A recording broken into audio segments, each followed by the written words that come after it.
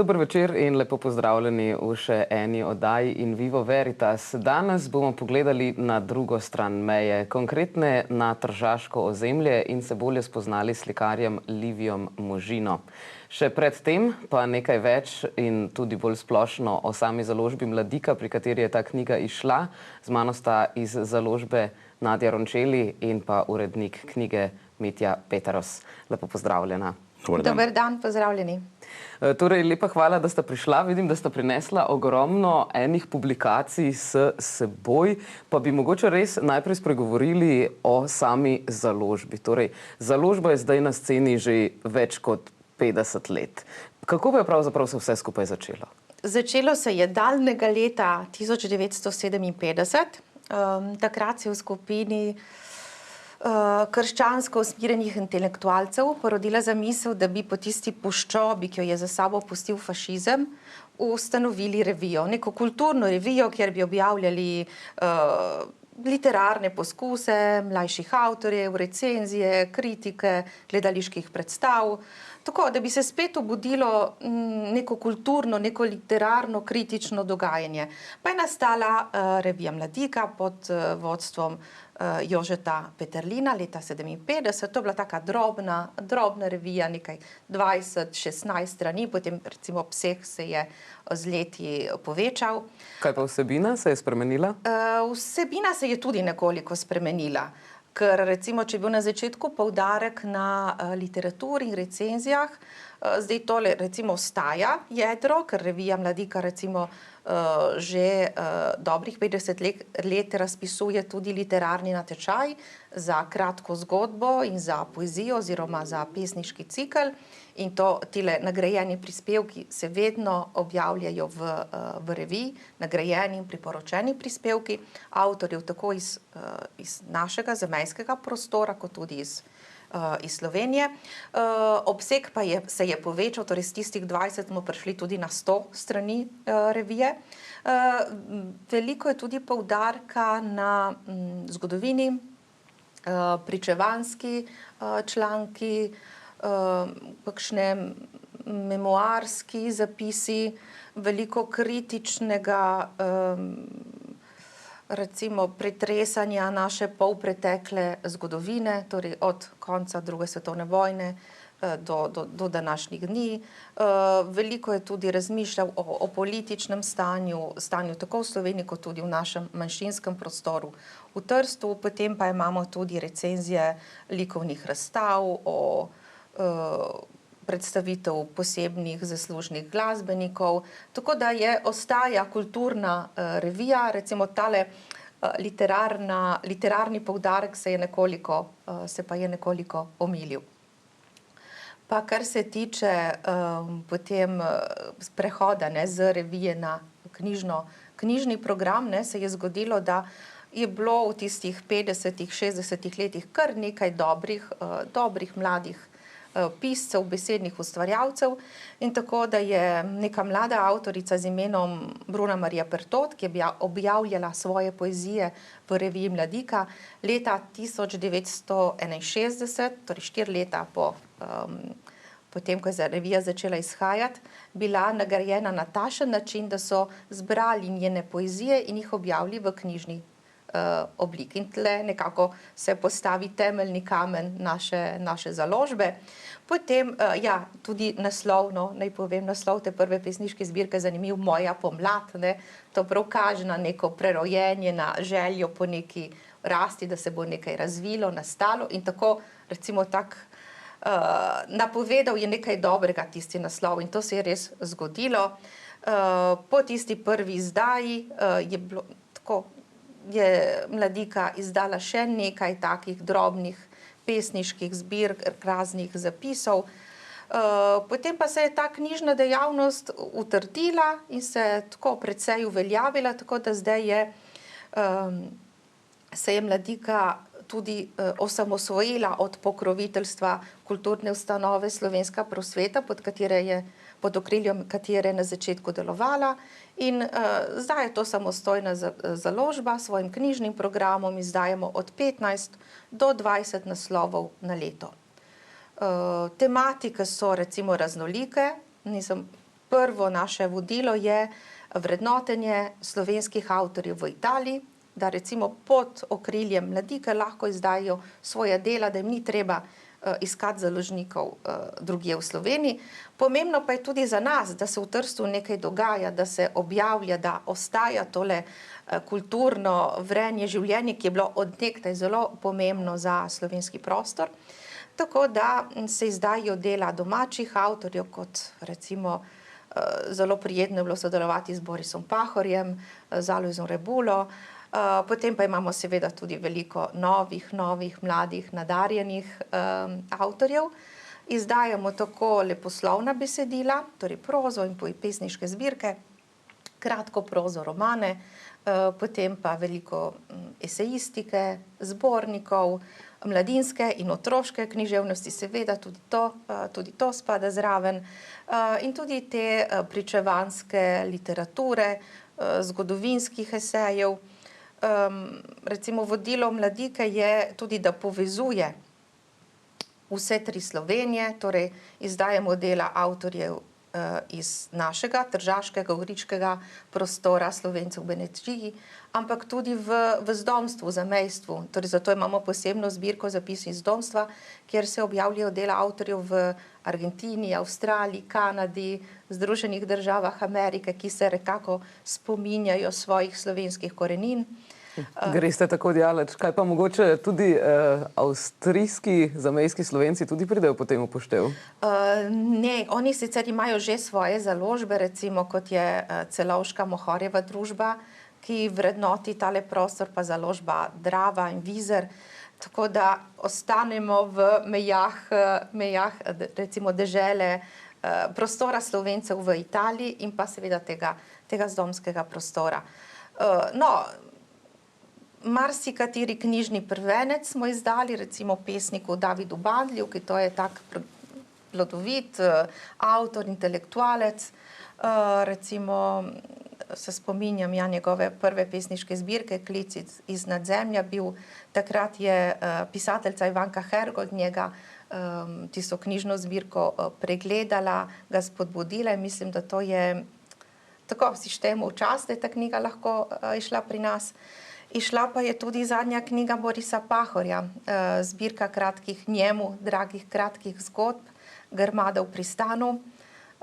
Za njega je bila zelo pomembna. Več izdaj teh kratkih zgodb smo pripravili. Njemu je bilo do tega, da smo jih opremili z opombami, v katerih se obrazložijo težji pojmi ali težji podatki, ker je želel, da gre ta knjiga v roke predvsem mladim. On je vedno veroval v mlade, v dijake in ta knjiga je prav njim namenjena. In recimo v slovenskih šolah v Trstu, v Italiji, so to knjigo sprejeli v svoj program kot šolsko recimo domače štivo vsi. In to se mi zdi pomembno, da najprej odkrivamo, spoznavamo naš prostor, da bomo lahko potem kritično sprejemali tudi druge prostore. Veliko je tudi mladinskih, otroških del. Odločili smo se tudi za kakšno dvojezično recimo objavo, predvsem za otroke, za manjše, ker v našem prostoru veliko otrok se vpisuje v slovenske šole, pa prihajajo iz mešanih oziroma tudi samo italijanskih zakonov. Zato je prav, da berejo tudi otroci čtivo v slovenščini, ampak da tudi starši nekaj, če ni slovenščine obvladajo, da nekaj razumejo oziroma da lahko otroku sledijo v svojem jeziku. V zadnjih 20 letih smo se tudi odločili da sprejmemo z veliko odgovornostjo vlogo povezovanja med slovenskim in italijanskim svetom. Mislim, da že leta 2008 smo izdali neko monumentalno knjigo profesorice Marije Pirjevec z naslovom L'altra anima di Trieste, druga duša Trsta. To je res neko monumentalna knjiga, v katerem je avtorica, drugače profesorica, predavateljica slovenske književnosti na Tržaški univerzi, prevedla najbolj pomembne avtorje iz našega, slovenske avtorje iz našega tržaškega, primorskega, ampak tudi slovenskega prostora, ki so nekako povezani s Trstom, prevedla v italijanski jezik. In to je bilo neko temeljno delo za spoznavanje Slovencev v Trstu, v Italiji, da tudi naši italijanski someščani bi spoznali pač, da nismo neki tujci, ampak da mi smo odvedno tukaj in imamo neko zgodovino, neko dolgo prisotnost. In knjiga je toliko bolj, mislim, je pomembna tudi zaradi tega, ker ima zelo lep esej, uvodni esej, kjer se z literarnega, družbenega, družbeno-političnega in kulturnega ter zgodovinskega vidika pove o Slovencih v Italiji. Tudi nekaj, recimo, prevodne literature je s tem konceptom povezane, recimo prevodi del kratkih zgodb Alojza Rebule. No, to omenim ob stoletnici požiga Narodnega doma, torej leta 1920, smo izdali roman Marija Čuka Črni obroč, ki gre za, to je prva romaneskna pripoved požiga Narodnega doma v Trstu. Delo je imelo res velik odmev, tudi mladi zelo radi sežejo in ga berejo, tudi dijaki Tehničnega zavoda v Trstu so to izbrali kot najboljšo knjigo leta 2021, pa smo se odločili za italijanski prevod z naslovom Fiamenere in recimo s to knjigo smo tudi širili vedenje, znanje o nas, Slovencih v Trstu, Slovencih v Italiji in o naši zgodovini, ki ni bila vedno lahka, ampak dobro, da tudi drugi jo odkrivajo in jo spoznavajo. Tako da izzivov je vedno zelo veliko,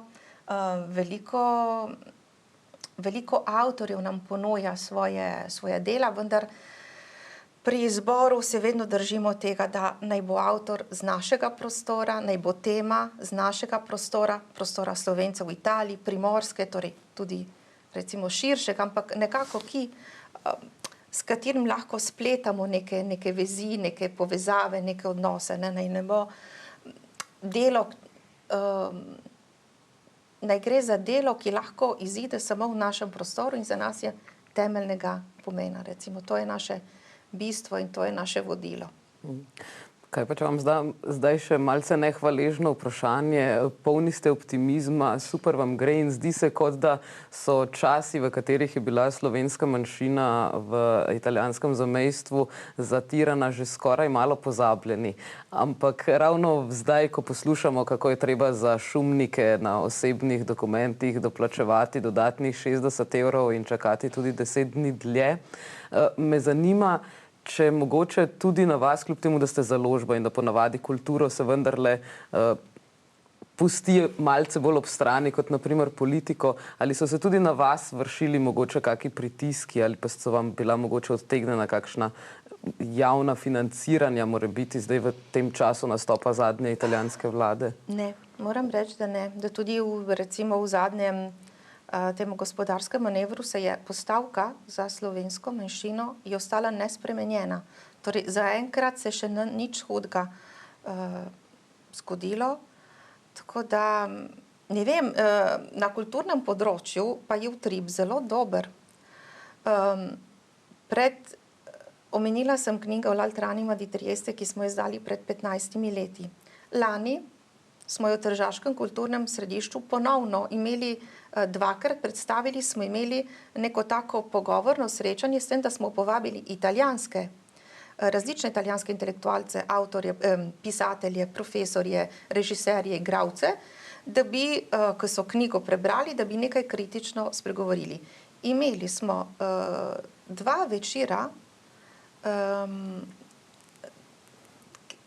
z množično prisotnostjo. To je bilo po 50 ljudi, 50 Italijanov, ne Slovencev, Italijanov, ker včasih se tudi zgodi, da predstaviš italijansko knjigo, pa slovenska publika iz neke solidarnosti pride na dogodek. Samih Italijanov po 50-60 ljudi na srečanje. Ker recimo, če današnja politična situacija v Italiji, tako, če povemo zelo nasplošno, ni rožnata, miselnost ljudi, in to je pomembno, miselnost ljudi, čutenje ljudi se je precej spremenilo. Veliko, recimo obstajajo tudi taki, recimo ekstremisti in taki nehvaležni, neprijetni primeri. Drugače pa ljudje so se spremenili. Ne govorim tudi o tržaški mestni upravi, ki tudi ni posebno recimo naklonjena, ampak v glavah ljudi je prišlo do nekega premika. Veliko se jih upisuje tudi na tečaje slovenščine, teh je v Trstu v zadnje čase nič koliko. Tako da, marsikdaj kdo obžaluje, da ne pozna po slovenščine, ampak ste me želeli sprovocirati s vprašanje, ampak moram reči, da je odziv zelo prijeten, zelo dober. Še en primer moram naj dam. V lanskem šolskem letu smo s pomočjo kulturne delavke Elene Cerkvenič, ki se veliko prizadeva za to spoznavanje slovenske kulture med Italijani, obiskali kar nekaj italijanskih srednjih šol, katerim smo podarili nekaj naših knjig, takih v italijanščini, v katerih je govor o Slovencih, v Trstu, o slovenski kulturi. Pa je presenetljivo, kako ti mladi odprtega srca sprejemajo. Na neki osnovni šoli v Trstu imajo v popoldanskem času, se jim ponuja obiskovanje pouka slovenščine. To so 11-12 let stari otroci, ki ostanejo 7. in 8. uro na šoli, da bi se učili slovenščino. To zame je bilo ganljivo, to odkritje. In to se mi zdi, to so tile majhni, ampak dobri koraki, pravi koraki. In ko sem te obiskovalce tega tečaja spraševala, tako zakaj se učijo slovenščine, marsikdo je rekel, ker ima nono Slovenko, ker se je recimo ta stik s slovenskim jezikom prekinil, torej bi rad spet vzpostavil neko povezavo s svojimi predniki, pa je en fant, se mi je najbolj mil zdel njegov odgovor, pravi, da on se uči jadranja v italijanskem društvu in večkrat jadrajo tudi recimo na Koperskem, recimo v Sloveniji, in da njemu se zdi nesmiselno, da ko gre v Kopru sladoledarno, da si ne more naročiti sladoleda po slovensko.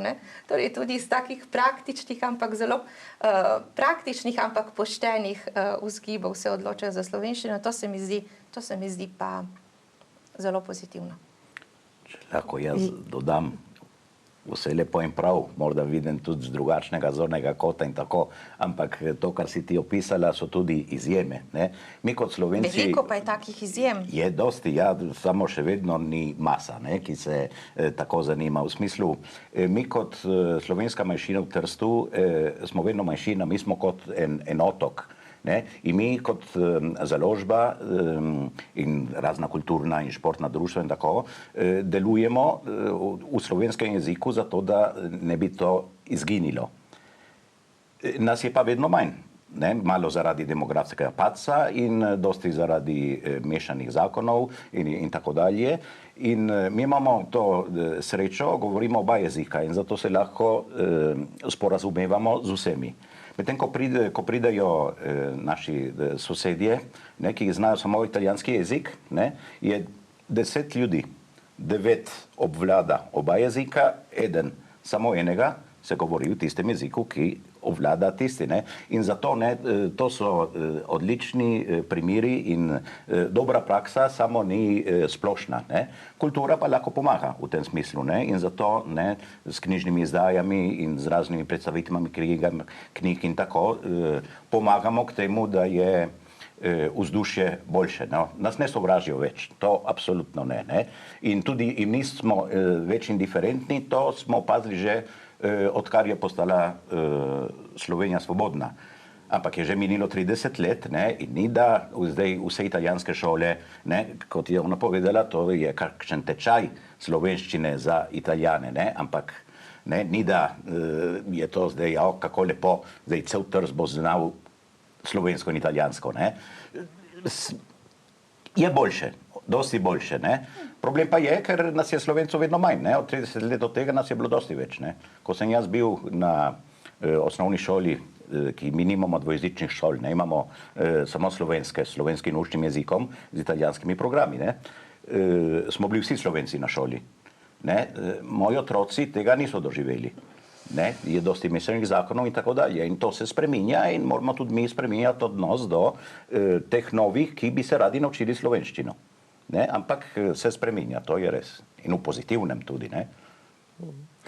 Jaz se pravzaprav ravno s knjigo Livija Možine ste pa šli še korak dlje. Dvema jezikoma, ki sta malo v borbi, malo v sodelovanju, slovenščini in italijanščini, ste dodali celo angleščino. Kako pa ste se odločili za to? Ja, če smem, jasno, že ki sem knjigo uredil. To pa je bilo zato, ker umetnost je mednarodna in Livijo Možina zdaj malo zaradi covida, malo tako, ker je tisto, rad sledi modernim trendom in tisto je dosti tudi na internetu in ima mnogo teh oboževalcev ali takih, ki mu je všeč njegova umetnost, tudi na tujem.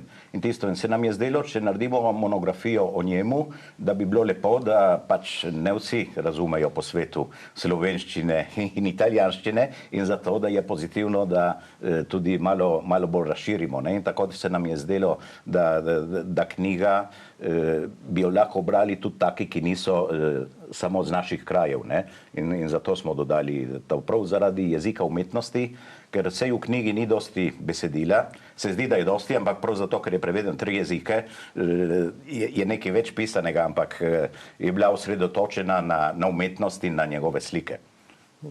Kako pa ste pravzaprav prišli na idejo, da bi izdali še monografijo, za katero slišim, da je celo prva monografija o njegovem delu? Lahko sem. Prosim. Ja.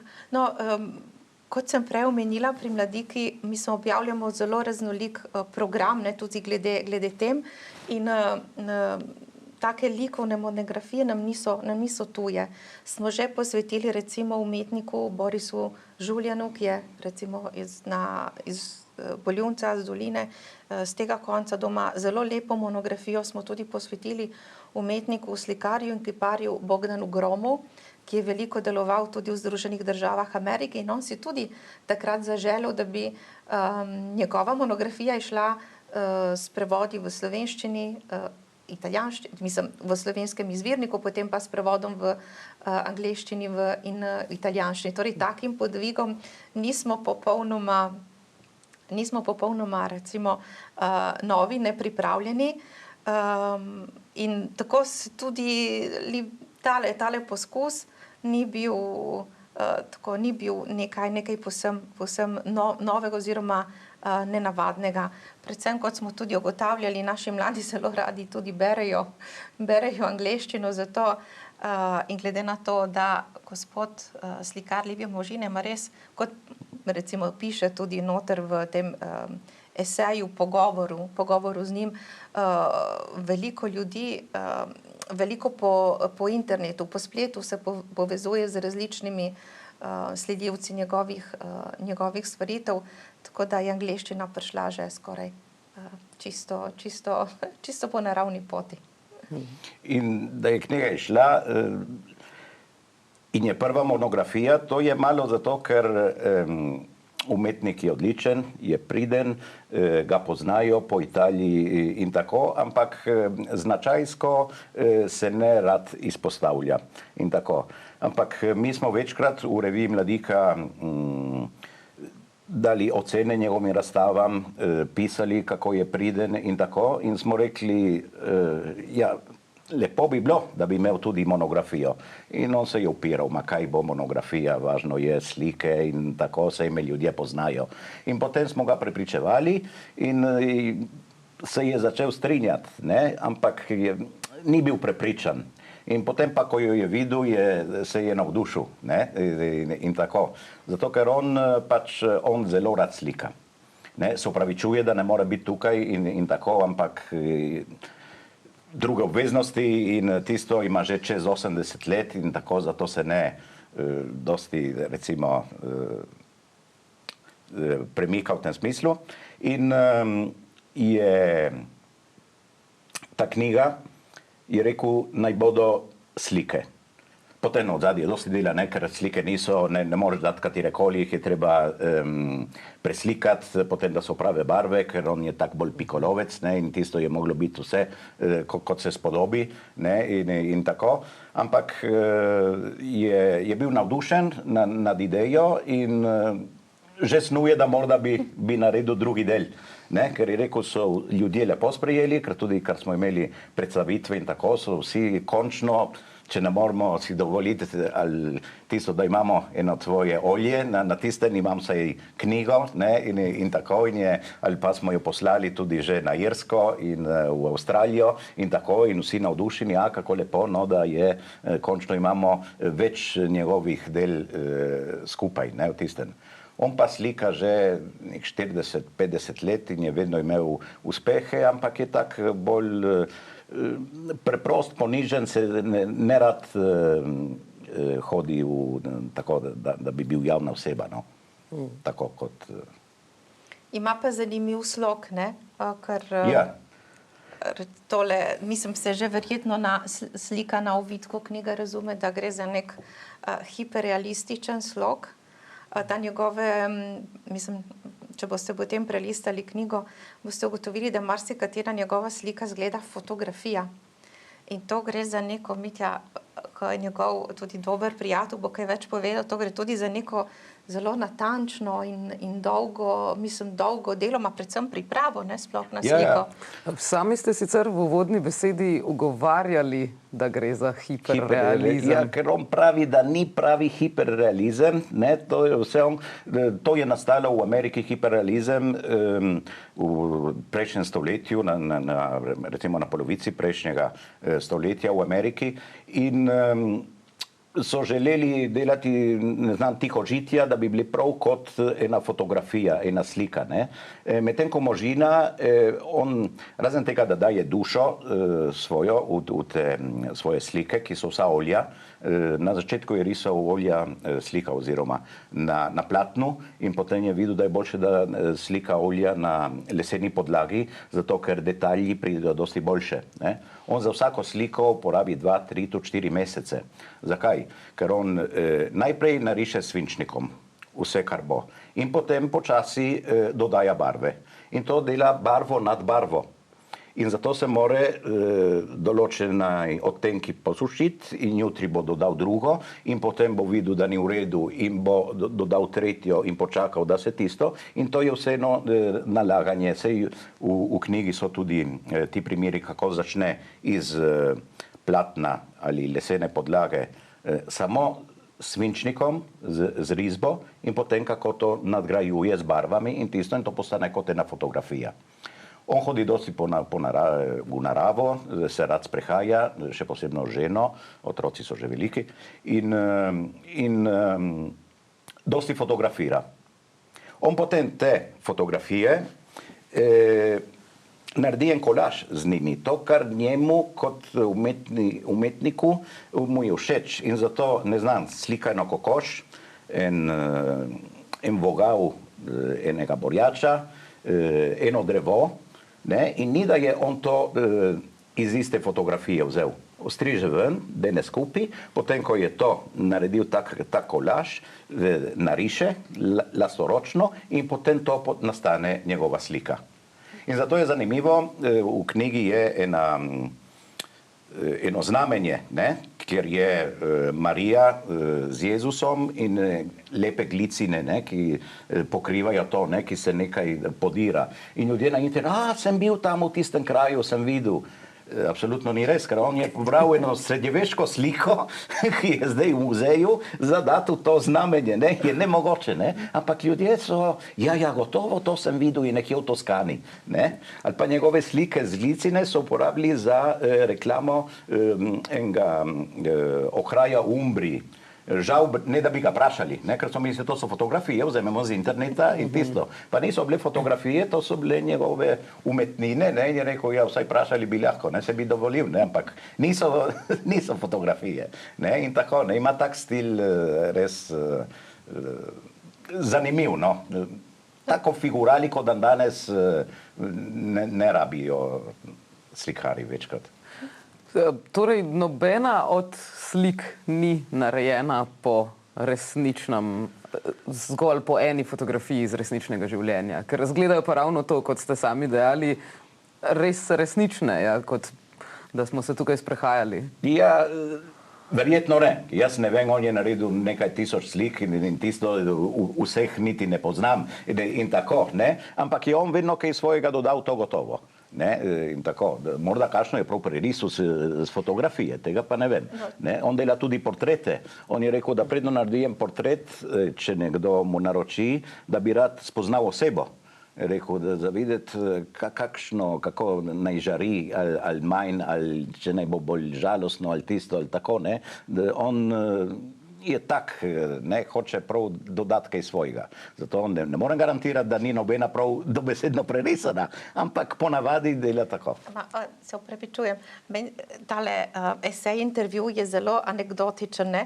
In mislim, da on nekje pravi, da nekoč je tudi hodil v naravo, recimo na Kras z ženo, kot si omenil, ne, da bi recimo si nastavil, ne, svoje platno in tam začel prerisovati. Pa so vsi mimoidoči prihajali, mislim, razni sprehajalci prihajali mimo, ne, mu svetovali, ne, in pa kaj pokomentirali, ne, kako bi bilo, kako oni vidijo. Pa v določenem trenutku mu je bilo teh komentarjev, je bil kar sitk, zato se odločil, da ne bo več slikal en plener, ne, ampak da bo rajši. Ja, zdaj gre skicirko in si doma tisto, je rekel, ne. V dveh delih, ne.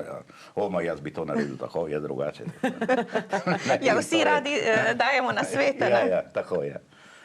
To pa res. Kaj je gospod tudi akademsko izobražen ali se je sam priučil slikanja? Ne, on se ima za amaterskega slikarja v smislu, on je samouk. Ni amater, no. Je samouk, ker ni imel priložnosti, da bi se izobraževal. On pač se je rodil leta 1941, prav med vojno, potem smo tudi dali nekatera njegova spričevala od osnovne šole in tako, samo to kot zgodovinsko zanimivost. Zavede, kako v Trstu takrat po drugi svetovni vojni so bila spraševala samo po slovensko, ker takrat je bila ameriška uprava, ki je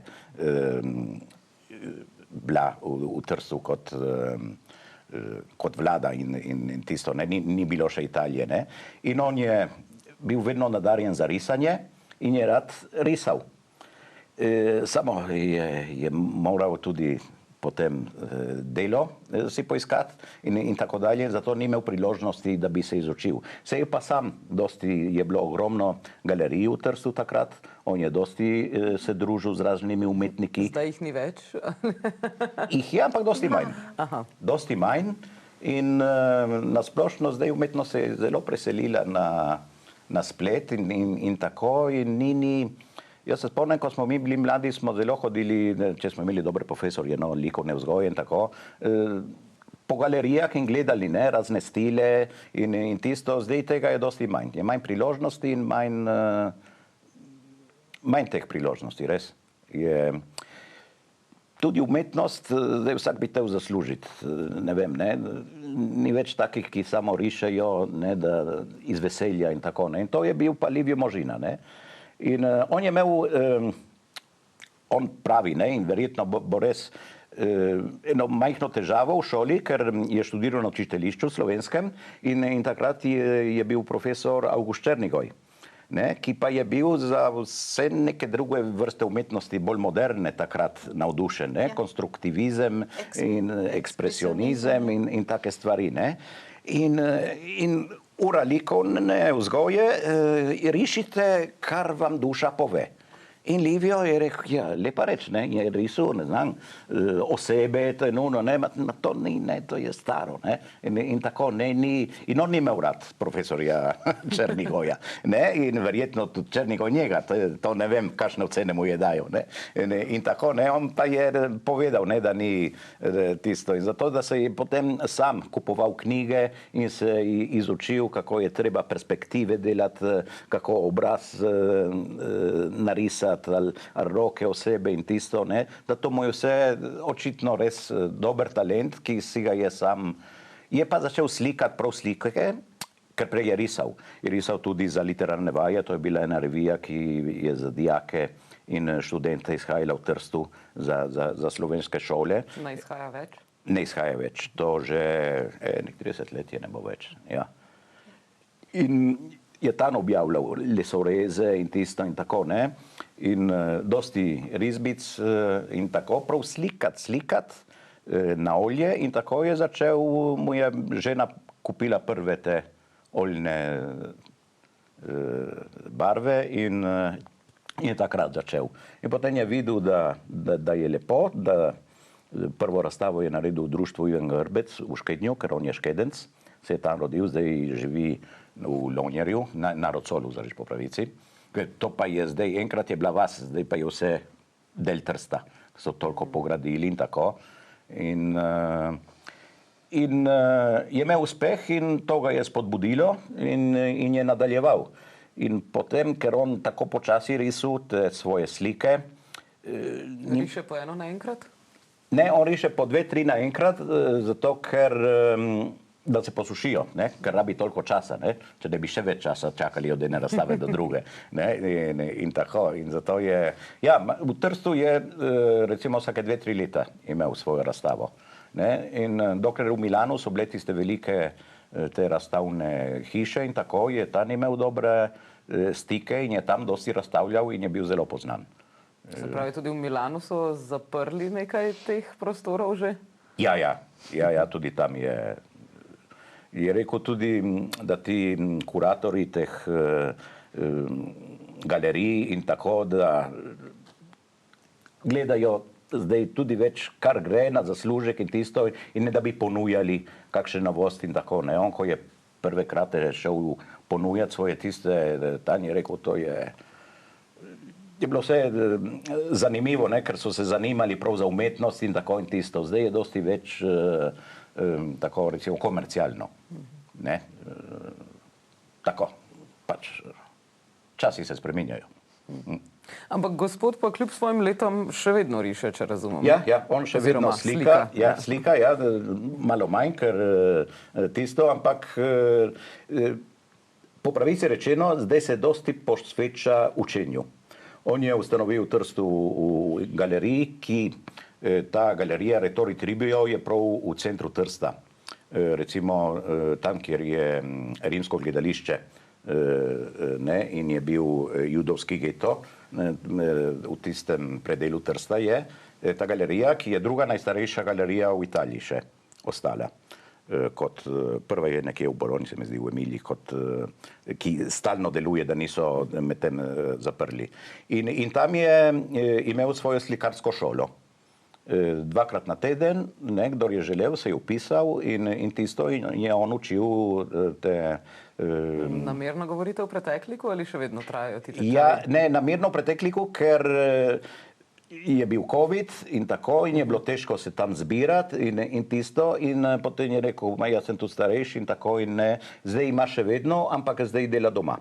Kdor želi iti k njemu na lekcije in tako, lahko doma pri njemu je ustanovil en atelje in tisto, ampak ni več v galeriji. Tam je trajalo približno nek 15 let, ki je. Je bilo zelo znana ta šola, ker ni bil prav kot en tečaj, ki je trajalo skozi celo leto in je on zelo rade volje razlagal, kako se čim boljše tak način slikanja uporablja. Ste imeli kakšen problem s tem, glede na to, da res riše zelo različne stvari? Kako boste sploh strukturirali knjigo? Ker potem ste se odločili, da nekako razdelite po motivih. Ja, je bil problem v tem smislu, ker on ima ogromno slik in zato njemu seveda so vse pri srcu in všeč in tako in ni bilo lahko zbirati in zato on je naredil, kar nekaj tisoč slik in v knjigih je 100. In jih je že dosti 100, ne, ker pač smo pač zbirali, da bi bilo vsega malo, ampak bi se dalo še dosti in zato, če bo res napisal še druge spomine in tisto za nadaljevanje, mislim, da se bomo zmenili založbo, da verjetno bomo tiskali, zato ker je imela velik uspeh. No, ljudje so bili res navdušeni nad bodisi anekdotami, ki jih je on napisal, kot izborom slik. Ja, veliko je narave, ne, v teh slikah. To so take zelo pomirjujoče. Ja, recimo Kras, morje, marine, tihožitja. Človeških figur je skoraj malo. Ja, veliko je prav predmetov. Čeprav je tudi delal, ne, tudi to. On svoj čas je delal tudi po naročilu, ne, ker pač je bilo dobro, da kaj zaslužiš, ne, je z bratom imel eno trgovino, ki je prodajala plošče v centru Trsta. Zdaj po pravici ta trgovina še obstaja in jo zdaj urejuje sin. On je tudi slikal nekaj ovitkov za ploščke. Ja, ovitkov, ker je imel tudi založbo glasbeno in zato so snemali in tisto in on delal potem te ovitke in tisto za te njegove tiste. Sej tiste ni podpisal in tako se zdijo fotografije, pa je njegova lastoročna slika. No. In tako je. Ja, ni bilo lahko ne izbrati, ker vsaj meni je ta način slikanja všeč in tako, in zato sem ga dosti spodbujal, da bi knjigo naredili in je vedno ta slika in tako, je težko ne izbirati in meni se zdijo zelo optimistično vse, ne, lepe svetlobe, sence in tisto in tako, ne, je ena umetnost, ki te navdušuje, po mojem ti da pozitivno energijo. Kako ste pa prišli do vseh teh fotografij? Ima on spravljene doma ali ste tudi brskali po kakšnih arhivih, v kakšnih osebnih galerijah mogoče? Jih ima on spravljene in nekatere smo prav preslikali zdaj na novo, ker tiste spravljene večinoma ima na diapozitivih in so zgubile to svežino. Ne? On ima močne barve, žive in tako, in niso bili uporabni ti stari diapozitivi. Zato večinoma smo poslikali na novo. Ja, super. Dajmo mogoče, samo še omenili ste, da je bila knjiga zelo dobro sprejeta. Je šla torej za Slovenski knjižni sejem ali že kaj prej? Ne, mislim, da prav za Slovenski knjižni sejem, ne, smo jo, mislim, da smo takrat prav iz tiskarne dobili prve škatle direktno na sejmu in takrat je bil tak prvi krst, knjižni sejem je bil konec novembra, mislim, da prav zadnji dni novembra, začetek decembra pa je bila prva predstavitev v Trstu, v Tržaškem knjižnem središču, kjer je bil Mitja prisoten, pa gospa Gabriela Di Pietro, ki je pripravila ta obširen pogovor z njim, ki je potem preveden v slovenščino in angleščino. In tudi gospod Možina je bil prisoten in obisk je bil dober. Zdaj se načrtuje sicer nova predstavitev v Repnu, mislim, da bo enkrat zdaj spomladi. Tako pomladi, zgodaj poleti, v Repnu, torej v kraški vasi Repen, kjer poteka kraška ohcet, in kjer je kraška hiša, imajo tudi lušno stavno galerijo, sicer je majhna. Ja, ampak bo razstavljal tudi svoje slike. Tu bo razstavljal slike in bo srečanje z njim. Datuma še nimate? Ne, žal ne. Meseca junija, ampak ne vemo točno kdaj. Ampak je že na programu, je že sprejeto. No, če se sam nekaj lahko še vrnem, ne, ko sta govorila, da res je bila tale velika masa slik, ne samo to, da jih je veliko, ampak tudi nekateri motivi se ponavljajo.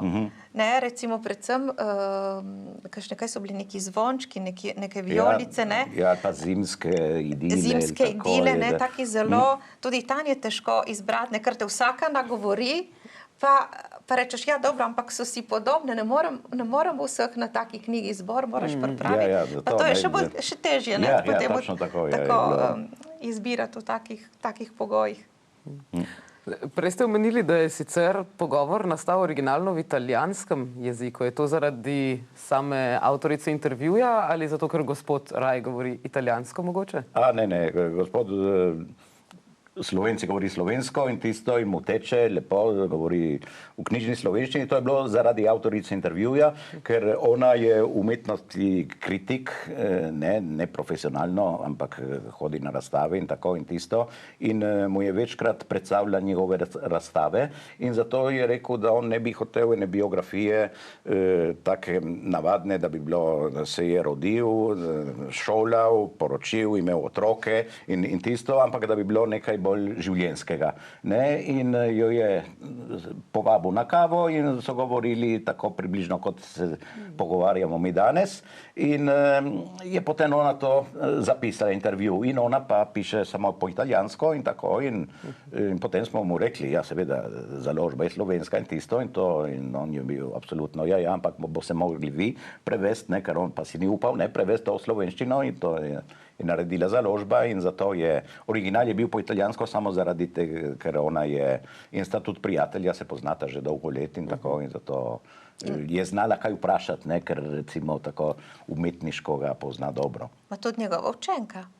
Tudi njegova učenka, ja, ker pač slika tako, tudi hvala njemu, no. Je mislila, da ne zna in tako je on spodbujal in zdaj ona tudi ima samostojne razstave in tako in je, ja, malo hvala tudi Liviju Možini, ja. Super. O njej mogoče kdaj drugič. Dajmo za konec, mogoče bi vas samo še vprašala vprašanje, ki so mi rekli, da ga nikoli ne smeš zastaviti avtorjem knjige, ampak glede na to, da ste tudi kot predstavnica založbe tukaj, kaj imate še v programu za letos? Kaj bojo še tudi mogoče naslednji koraki založbe Mladika za letošnje leto? No, veliko knjig imamo. Zelo mi je pri srcu knjiga, ki jo pripravlja Evelina Umek, ki je mladinska pisateljica in pa pisateljica za odrasle, recimo Nepozabna, je njena romansirana biografija Marice Nadlišek Bartol po sledeh Fate Morgane ali pa otrokom je namenila sprehod s baronom in imenitnimi Slovenci, kjer baron Žiga Zois odkriva slovensko prisotnost v Trstu. No, te knjige smo že izdali, ampak Evelina Umek, kljub temu, da je Svetoivančanka, torej iz Trsta, zdaj že nekaj let živi v Ljubljani, je pa zelo navezana na Trst, na svoje tržaške korenine in pripravljamo njene spomine na otroštvo v času konca 30-ih let, začetka 40-ih let, druge svetovne vojne. Trpko, tudi težko otroštvo, ampak kot vsako otroštvo, to je tudi prostor, kraj, čas spominov, čas želja, sanjarjanja in torej v tej knjigi res, v teh zgodbah, v tej taki, gre za neko zelo nepretrgano zgodbo spominjanja na otroštvo, ki jo obogatijo risbe tržaškega slikarja kot neke vrste vinjete Štefana Turka, ki bo nekako presekal različna poglavja v tej knjigi z nekimi utrinki, črno-belimi utrinki. To bo zelo lepa publikacija. Pripravljamo tudi knjigo pesmi, torej neke avtorice, Mariane Deganuti, je po izvoru iz Beneške Slovenije, je pa svojo slovenščino odkrila zelo pozno. In mislim, odkrila, da je slovenskega rodu in se začela učiti slovenščine tako dobro, da se je odločila, da svoje pesmi bo napisala v slovenščini. V slovenščini in italijanščini. To je tudi zelo lepa knjiga, zelo sporočilna zaradi vsebine, ker se navezuje na svoje slovenske korenine in na prostor beneških Slovencev. Benečije, to je tak prostor gozdov, meje med slovenskim in italijanskim svetom in to njene pesmi odražajo. To je tudi, zelo sem vesela, da bomo to izdali. Pripravljamo tudi neko knjigo, ki pa ni tako literarna, ni tako leposlovna, gre za čisto neko drugo področje, gre za področje barv in barvnega svetovanja. Ko to zdaj področje postaja zelo v modi, pa je neka tržaška Slovenka se zelo zanima za barvno svetovanje, kako recimo pri našem oblačenju lahko najbolje izrazimo sebe, prav s pomočjo barve oziroma barvnih tipov in to bo tudi šlo v taki zelo, seveda z barvami zelo bogati knjigi. No, Knjiga, ki ni za daltoniste. Ne, ampak za ljubitelje mode, to pa ja. No, in tako to nekaj namigov, tako na izdaje. A ja, pa še nek roman bi rada, nekega tržaškega gospoda, ki se sicer je vedno rad pisal potopise, Bruno Križman se imenuje, pa je napisal neko kriminalno zgodbo, ki se dogaja za časa Prve svetovne vojne, in to je v slovenskih gorah in to je tudi tik pred izidom. Fikcija ali resnična? Prepletanje, torej fikcije, ampak postavljam nek določen zgodovinski čas in določeno zgodovinsko okolje. Prepletanje domišljije in zgodovinske resničnosti, ampak tudi zaradi tega zelo zanimivo. No, super. Brali bomo torej lahko še veliko. Lepa hvala, da sta se danes oglasila v studiu. Hvala vam. Hvala, najlepša hvala. Vi, dragi gledalci, pa ostanite z nami tudi na našem programu, saj bo sledilo še več drugih oddaj. V In Vivo Veritas pa se prav tako vidimo kmalu. Ostanite z nami na Megafon TV.